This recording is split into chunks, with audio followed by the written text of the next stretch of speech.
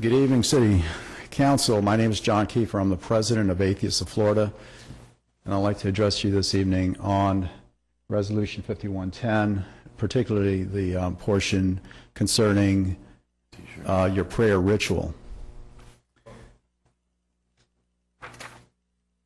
Earlier this evening, you had several veterans come up here, including active duty, and I too am a veteran, just want to indicate that, combat veteran. And one of the Marines that spoke mentioned honor, courage, and commitment. What we do as Atheists of Florida is about honor. As a minority, a religious minority, it is about courage to speak up. And I've been doing this for a while. And so there is commitment here. I was here at your last meeting, and I'm here again, and you may see me again. This is about commitment, and this is about honor, and this is about courage, and I commend my fellow atheists who have come out here tonight and sat through a very long and arduous meeting. Now, last time I was here, when we talked about the prayer ritual, the invocation,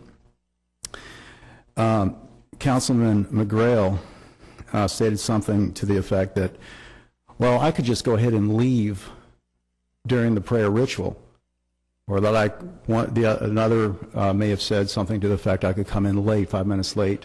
This is done at the beginning. And this is concerning to me from a constitutional point of view. The Constitution, specifically the 14th Amendment, equal protection. I just want to read a little bit about that, if I may.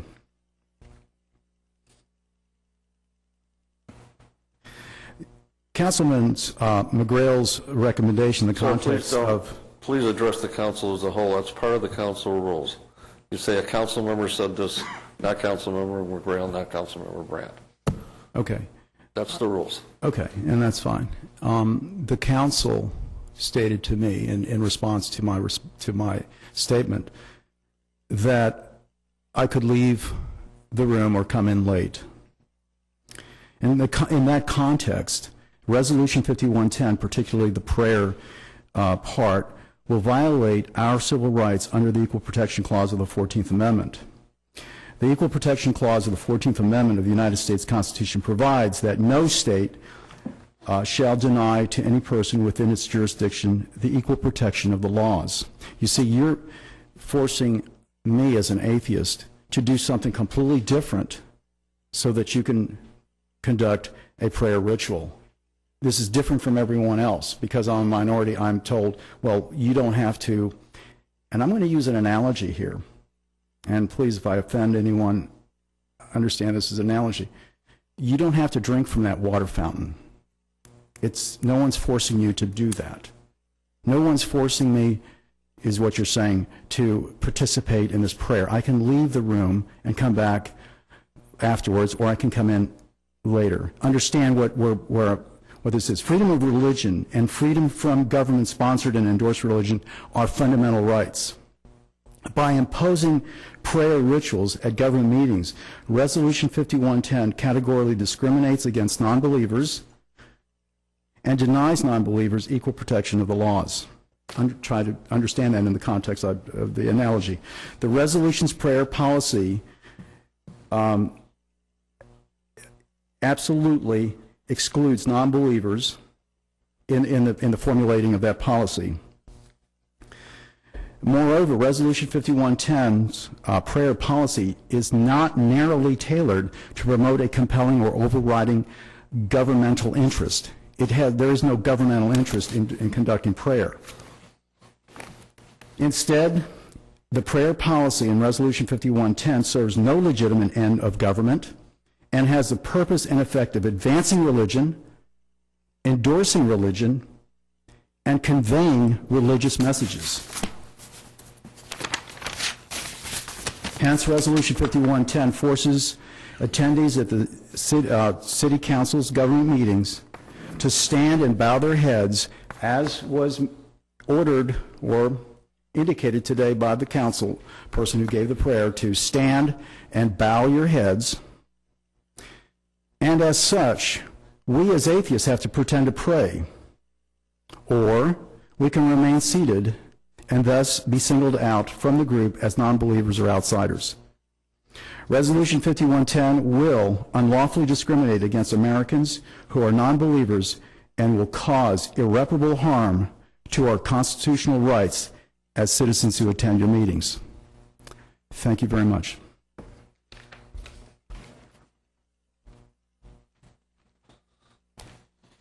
Good evening. My name is Ed Golly, and I'm the chairman of Atheists of Florida, here to speak on behalf of citizens of this community who also share our appraisal of the invocation.